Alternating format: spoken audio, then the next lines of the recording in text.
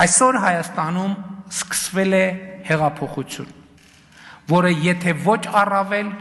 առնվազն նույնքան կարևոր է, որքան 2018 թվականի ժողովրդական ոչ բռնի Թավշյա հեղափոխությունը,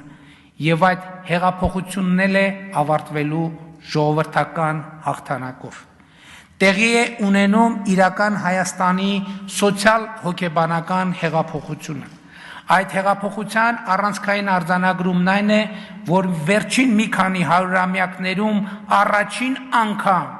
միջազգայինորեն ճանաչված մեր պետությունը եւ մեր հայրենիքը նույնական են, մեր հայրենիքը Հայաստանն է։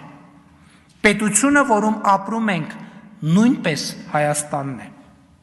Ընդդիմությունը այդպես էլ չի ընդունում սա, չի հասկանում, թե ինչ է նշանակում հայրենիքը պետությունն է կարգախոսը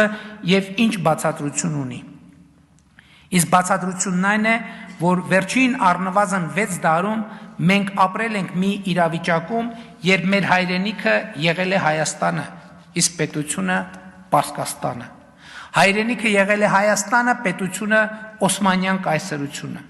Հայրենիքը Հայաստանը, պետությունը ռուսական կայսրությունը։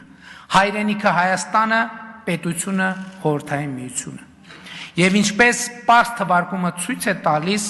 պետությունը հիմնականում ատելի է եղել մեզ համար, իսկ հայրենիքը սիրելի ու խեղճ ու կրակ։ Ու այս սոցիալ հոգեբանությունը մեզ համար դարձել է ձեռքբերովի ռեֆլեքս, ատելություն պետության եւ նրա ատրիբուտների ու կառուցակարգերի նկատմամբ, հուսահատ եւ անկանոն սեր հայրենիքի նկատմամբ։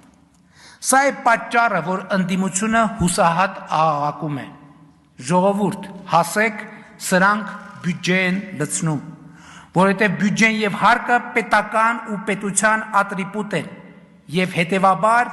ենթագետակցորեն կամ ձեռքբերովի ռեֆլեքսի համաձայն ատելի։